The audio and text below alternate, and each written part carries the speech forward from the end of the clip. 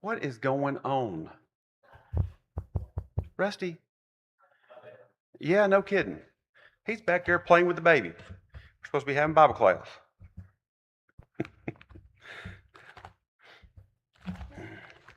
Hi, everybody. It's good to see everybody.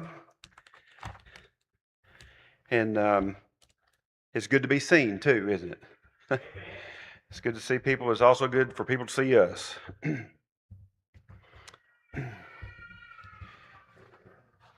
We're going to pick up on our study talking about the Ten Commandments.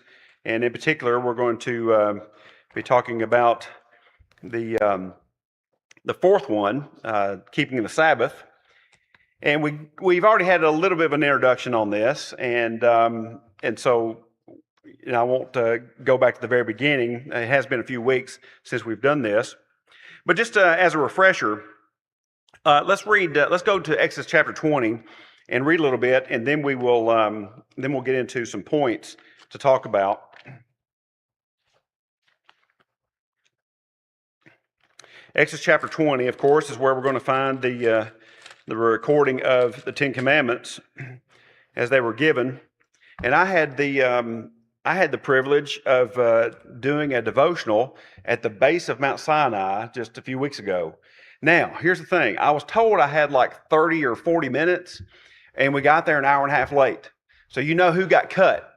I had to cut my hard work all the way down to like 15 minutes, or I don't know. It probably was more than that.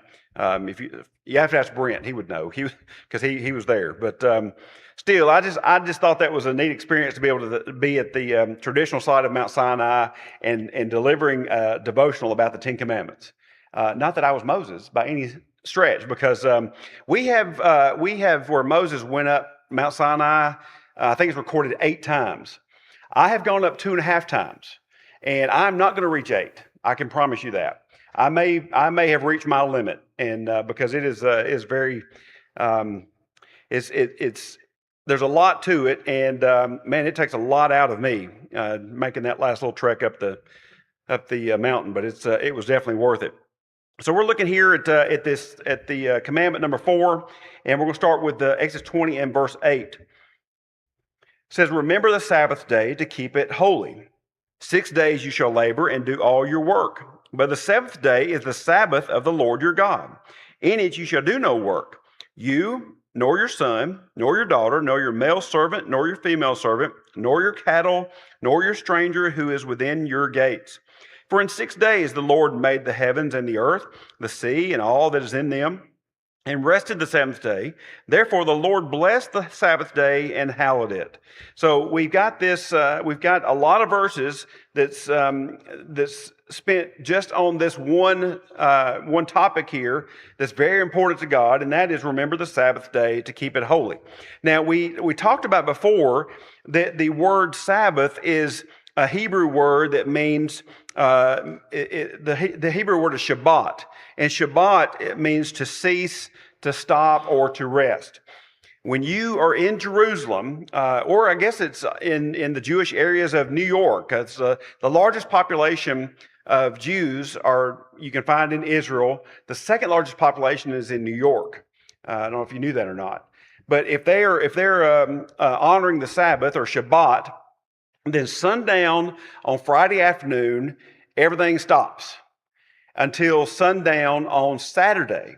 So if you have somewhere to be, you better be there because there's no traveling. If you travel in Israel on a Friday afternoon, traffic is terrible because everybody's trying to get to where they're going to be for that time during the Sabbath. And so they're wanting to get there in a hurry. But the idea rests in creation. Genesis chapter 2 is that God rested on the 7th day, and he ended up making it holy for the people as well. And it became a command later on. Here we find in Exodus chapter 20. So when we have this idea in mind, is Sabbath is to cease, to stop, or to rest. Now, when we look at what the law specifically commands, God said to remember that day and keep it holy. So what day are we talking about? What day? Okay, so remember this, it's the seventh day of the week, right? And to keep it holy. And also, what's to be stopped during that period of time? Okay, work. Now, it doesn't define work. Now, there's a few things that we have that later on that you're going to be able to find in Leviticus as far as what's expected from that day that you refrain from activities on the Sabbath. But it's you don't work during that period of time. If God rested, then people rest as well. And there's some lessons to learn in that as we'll look at later on. Here's something very interesting is in Exodus 35 is you are not to kindle a fire on the Sabbath. So that means that what are you not able to do if you're not able to kindle a fire? Cook. So all your food had to be prepped before time, but during that period of time, and so you could not cook during that 24 hours. Also, in Leviticus 23, they were to hold a sacred assembly. A convocation is what it's called. A convocation is gathering when called, is what that is. So would you say that when we get together to worship, that is a convocation? We're being called and gathered together? Absolutely we are. We're not here just because the elders say, well, you know what, we're going to meet together on Sunday morning. Yes, they have some flexibility with that, but they can't say, well, we're going to meet on Thursday morning. See, the convocation is to be gathered together when the Lord says to gather, and then the elders, they have the authority to enforce that here among us as the flock. So hold a sacred assembly, and then allow servants, foreigners, and animals to rest. That is found in Exodus 20, and then also in Deuteronomy chapter 5. But one particular group still did work on the Sabbath. Who was that? Okay, the priests. Now, why would the priests still do work on the Sabbath? What had to be done in particular on the Sabbath, do you think? Okay, sacrifice. Sacrifice had to take place. So let's look at Numbers 28. Numbers 28. So there's still work going on, but that is authorized only by God. That the priest, the priest of the tabernacle, they are still working on that particular day. Numbers 28, verse 9 says, and on the Sabbath day, 2 lambs in their first year, without blemish, and 2/10 of an ephah of fine flour as a grain offering, mixed with oil with its drink offering. This is the burnt offering for every Sabbath, besides the regular burnt offering with its drink offering. So there had to be work that was going on. An ephah is a little less than 6 gallons. So it's saying how much flour you used for that. And that's all that they could do. But let's think about this just for a second. We're going to get into how the rest applies to us. We do not, the Sabbath day, as far as the Saturday in particular, does not roll over into the law of Christ. The one thing that we have that was not reiterated into the law of Christ, because here's the thing, we rest in the work of Christ, don't we? He did the work, and we are able to have rest in that work. So it's a different type of rest that we have as opposed to the Sabbath that they have. So let's look at 1 Peter chapter 2. So if who is not working or who is working on the Sabbath, we have the priests. So how does that work and come in line with the Christian dispensation? 1 Peter chapter 2, and I thought this was very interesting as far as to bring out. 1 Peter 2 and verse 4. 1 Peter 2 and verse 4 says, coming to him as to a living stone, rejected indeed by men, but chosen by God and precious. You also, as living stones, are being built up a spiritual house, a holy priesthood, to offer up spiritual sacrifices acceptable to God through Jesus Christ. And then verse 9, but you are a chosen generation, a royal priesthood, a holy nation, his own special people, that you may proclaim the praises of him who called you out of darkness into his marvelous light, who were once not a people, but now are the people of God, who had not obtained mercy, but now have obtained mercy. So what similarities do you have there with the tabernacle priests of the old law versus what is going on today with Christians? What similarities do you have? What do the priests do? Okay, offer sacrifices. Do we have from this letter from Peter saying what we as a holy or a royal priesthood are supposed to do? What are we supposed to do? Offer spiritual sacrifices, aren't we? So we're supposed to be working unlike they were in the under the old law. We're supposed to be busy because we are indeed priests. We are indeed appointed to do these things. Verse 9, a chosen generation, a royal priesthood, a holy nation. And then going back to in verse 5, a holy priesthood to offer up spiritual sacrifices acceptable to God through Jesus Christ.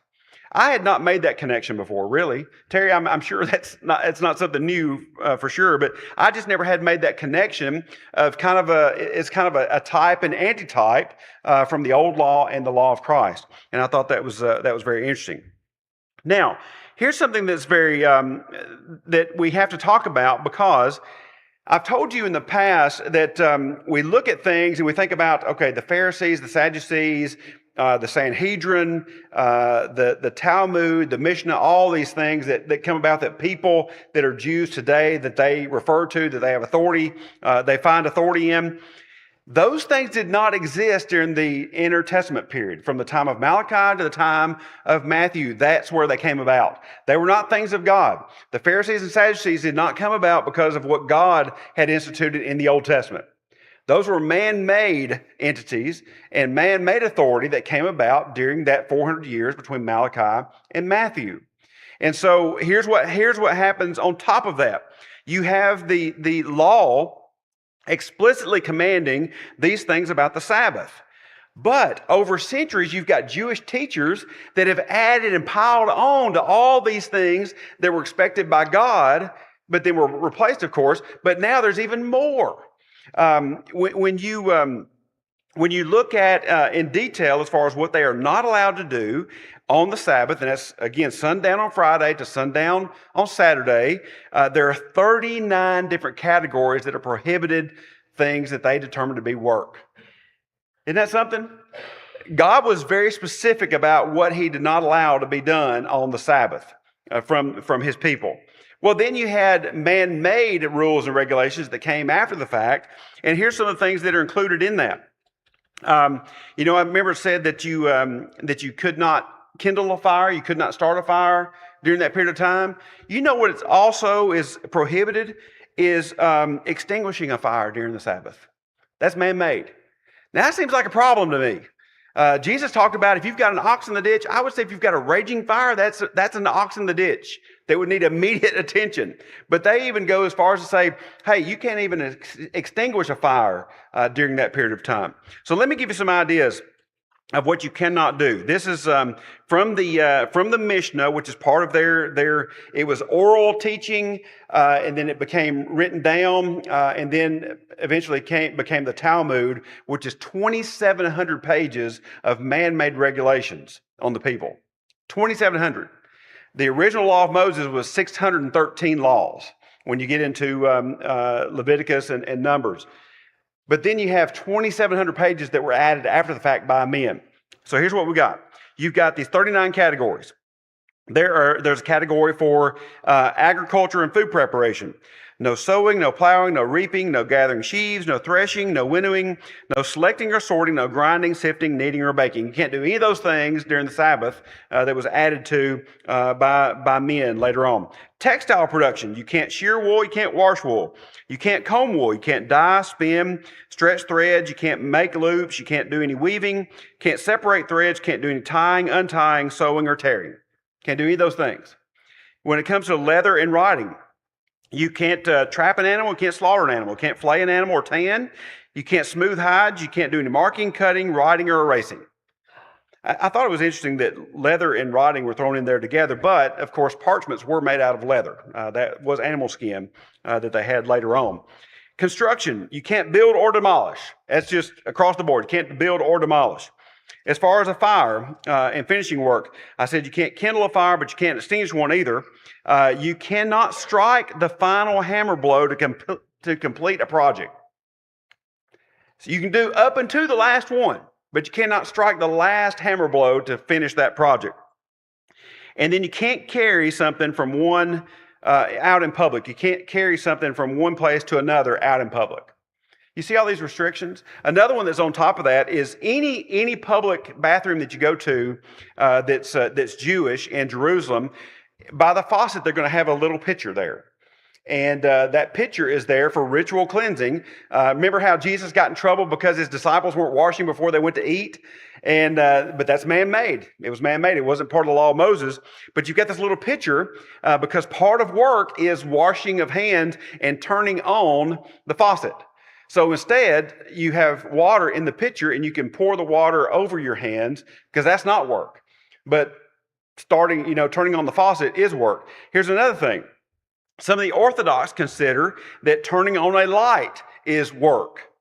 If you can't kindle a fire, then you shouldn't be able to turn on a light with electricity. You see how things get so convoluted and so complex when people get involved in it? And so it just goes on and on and on when it comes to these laws that they have. Some others you cannot drive a car because the car's working.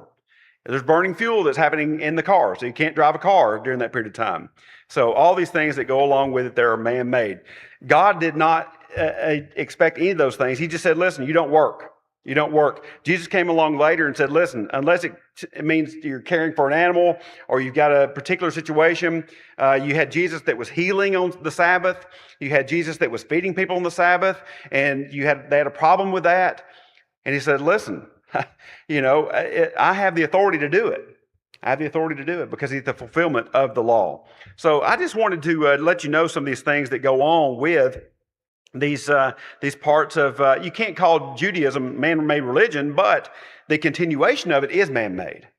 The continuation of abiding by these laws and coming up with these different things is man-made. Yeah, now, I mean, everybody is going to be to a certain extent. Then the Orthodox are going to be way over the top. I don't think I told y'all this. I can't remember who. It took me 29 hours to get home last week, and I'm still trying to recover from that. So I went to, and if I told you this, I'm sorry. I went to a hamburger restaurant. You cannot get cheese put on a hamburger. Cannot have a cheeseburger because it's a kosher restaurant. That goes back to when you look in the law of Moses, you cannot boil a young goat in its mother's milk. So you cannot mix meat with dairy. So when you go to a McDonald's that's kosher, you cannot get a slice of cheese on your hamburger. And if you want to get something that's dairy, you have to go to a separate counter because that's acceptable, but you can't get it at the same counter. So anyway, I go into, I eat my hamburger. There's several of us sitting around there. I eat my hamburger. I go down, one thing that I do enjoy is the iced coffee. I like the iced coffee in Jerusalem. And so we're in the old city. I go down a few doors and I get me an iced coffee. And I come back and I walk in the door and you would have thought I was fixing to rob the place. The guy from behind the counter hollered at me that this was kosher and I had to get out because he said there was dairy in that iced coffee. I don't think there is. Now, I wasn't going to argue with him. I went out, but he followed me out the door and he said, you can't bring that in here. See, it's those things like that people get all upset about. They're not from God. They're not to be adhered to today from us, from God. They had their place. They served their place in the Old Testament, but not today. But yeah, I took my iced coffee. I was just going back in there to sit down with our group that we were with. Wasn't going to happen. He escorted me right out. But I still think, my iced coffee didn't have any dairy in it. Tom?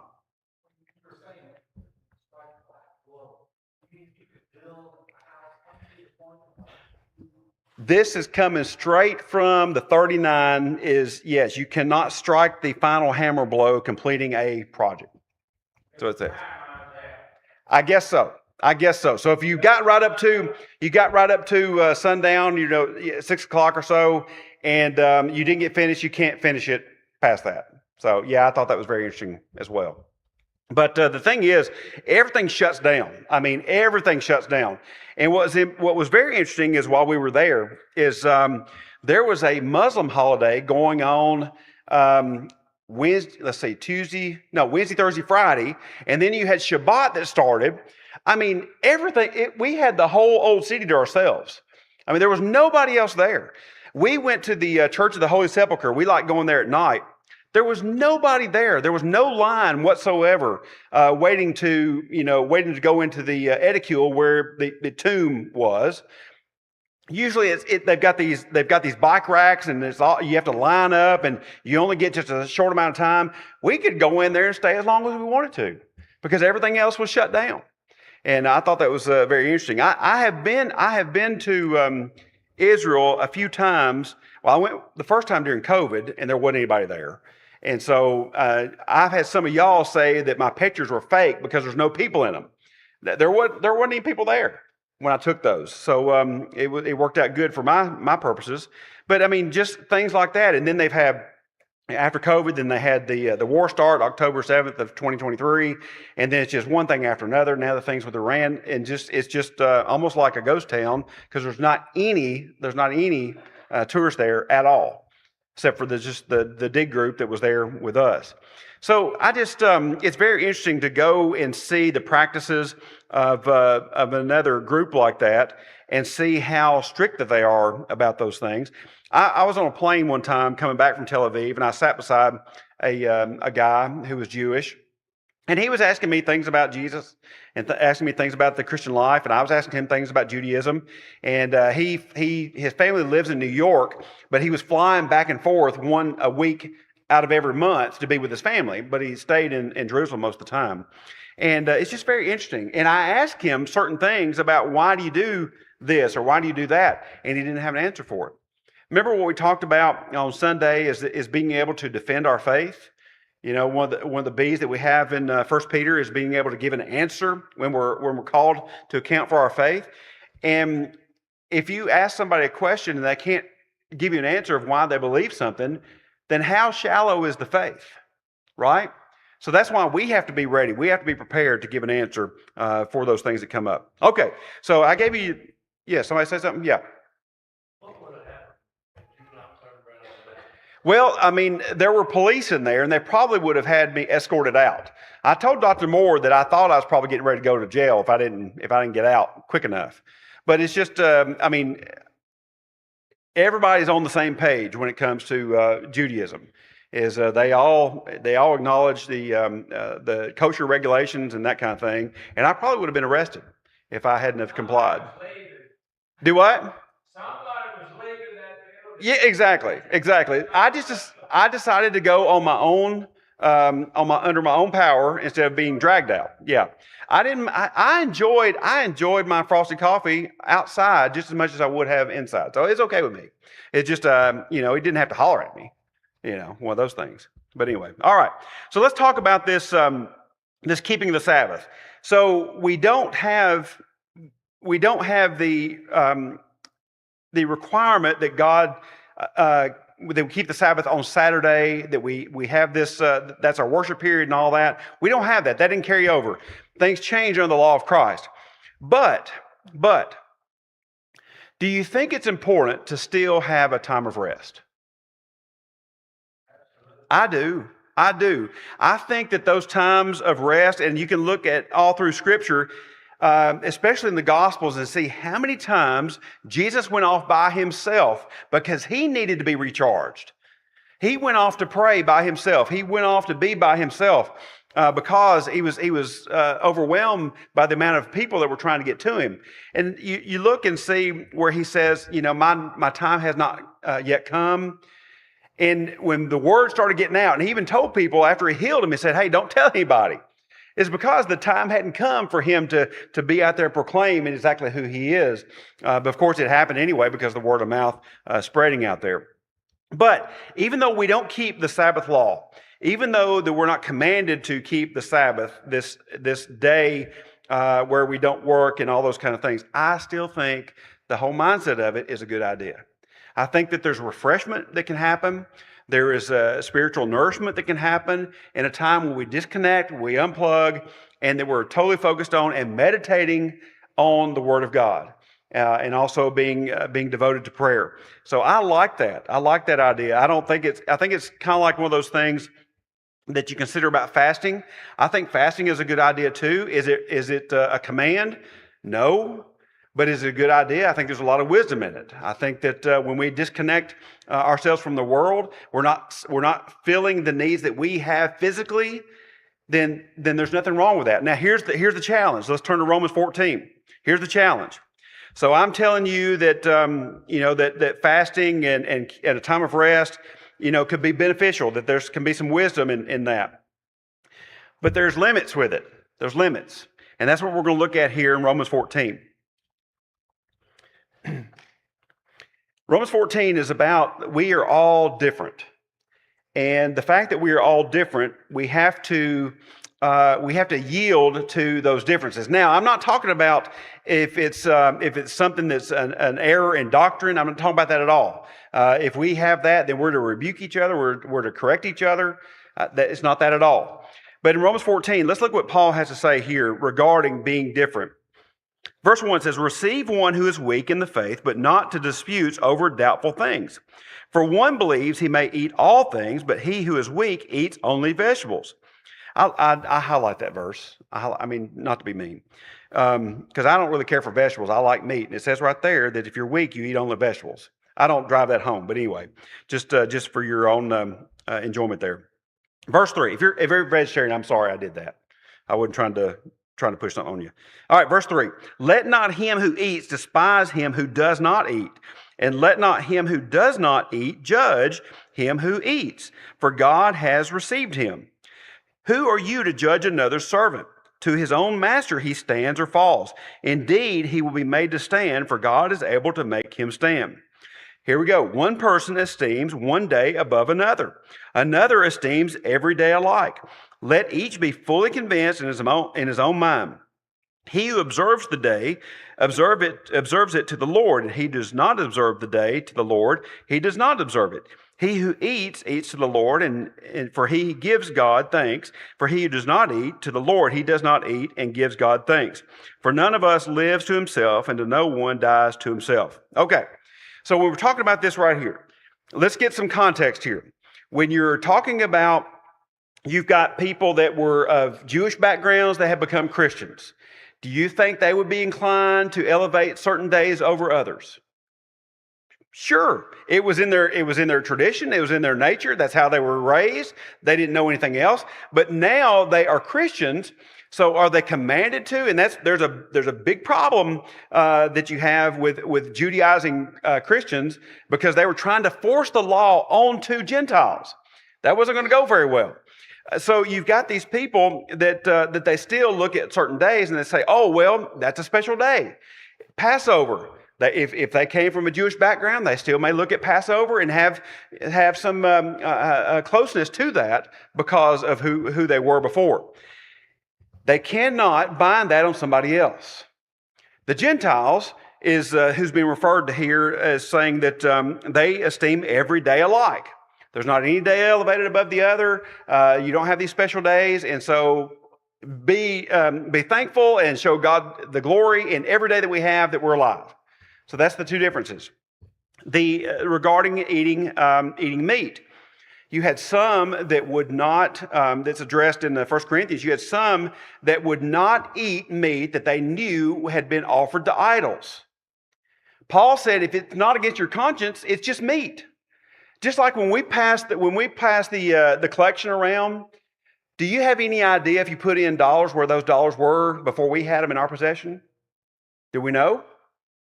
So if we say, "Oh, I mean, this came from some particular place, or it was used in a casino or whatever, and I don't do that. Well, I can't give this to God." It does not attach to that money. As Brother Jack Ray has said, the devil had that money long enough, right? It's time to move it on. It's time to move it on and give it a good purpose. So you're looking at people that came from different backgrounds. Paul is trying to teach them and to instruct them on how to be able to dwell together and be at peace with one another. And by doing that, he says, listen, if it bothers your conscience, then that's a problem. If it doesn't, it's no big deal. It's no big deal. So we can't bind something on each other if we don't have the authority to do so. But it doesn't mean that we can't have something that say, you know what, I'm just not going to be a part of that because my conscience, or I'm going to be a part of it. I don't see anything wrong with it. As long as it's not doctrinal in nature. I'll give you an example. We've talked about this before. To me, Christmas is a secular holiday. There's no religious aspect to Christmas to me whatsoever. When you sing Christmas carols, it's jingle bells, it's deck the halls. I don't have any type of religious Christmas music. Okay, that's me. And if you say, well, I'm going to do this in my home, you have every right to do that. But if we come in here and say, hey, you know what, we're going to start decorating the stage and we're going to start observing Advent during the month of December, and we're going to start having a manger scene out front, then that's a problem. You see what I'm saying? See what I'm saying? We all come here, we all do things that we have our own conscience to answer for, and then God, of course, is greater than our own conscience. But we cannot impose these things that we cannot back up doctrinally. Does that make sense? There's some other things that go along with that. But just like I can't look to you and say, well, you don't need to be celebrating anything to do with Christmas as being religious. Well, just like you don't need to come to me and say, well, you need to make it religious. See, that it goes both ways. It goes both ways. And then, of course, I don't think we have the issue of eating meat offered to idols anymore like they would have in the first century. But still, that's kind of what goes along with it. So one person regarding one day above another regarding every day alike. These Christians with Jewish backgrounds, they observed Sabbaths, feasts, celebrations, all kinds of things that went along with that. Certain days were holier than others. And then Gentile Christians, it was easier for them to accept that all time was holy and that every day is sacred. See the difference? And then we all have to come together by being one part of one body. All unique individuals, all unique members, but we all come together in one body. And we see that there's an appeal that the conduct from us is based on our conscience if we don't have any law that's authority over it. There is something that we can't say well, thinking that something is right, just because we think something's right doesn't make it so. You hear all the time somebody will say, well, I don't see anything wrong with it. There's a lot of things that people say that about, that there is a lot wrong with. I will say that there are people that we all know, there are people that have had leanings toward this whole movement of, I don't see anything wrong with homosexual relationships. Now, is there something wrong with that in Scripture? Absolutely. See, we have heard it so much from the world that now we're saying, well, maybe love is love. Maybe there's not any sin that's involved when it comes to love. God says the contrary. God laid it out as far as what the plan was for the family from the very beginning, and so we can't defy that and say, well, I don't see anything wrong with it, and then that just makes it right. Of course not. Of course not. All right, let's look at 1 John 3. 1 John 3. We've got a few more minutes here. We'll wrap up with this, then we'll pick up next time and talk about the old law being our guardian. 1 John 3. We got two we'll throw in here just real quick.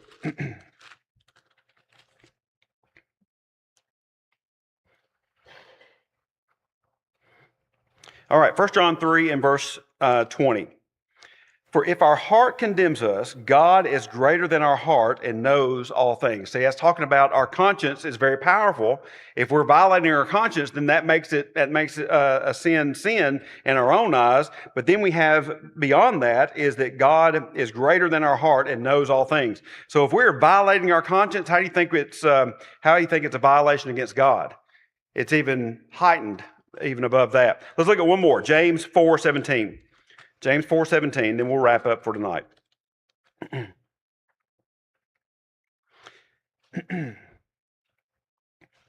Let's start with verse 15. It says, instead you ought to say, if the Lord wills, we shall live and do this or that. But now you boast in your arrogance. All such boasting is evil. Therefore, to him who knows to do good and does not do it, to him it is sin. So if we have particular things that we don't have scriptural authority to say this or that, but it's a violation of our own conscience, then that's still sin to us if we violate our own conscience. And if we violate our own conscience, then it's going to be a violation against God as well. So, all right, so we'll stop there, and Lord willing, we'll pick up next time with this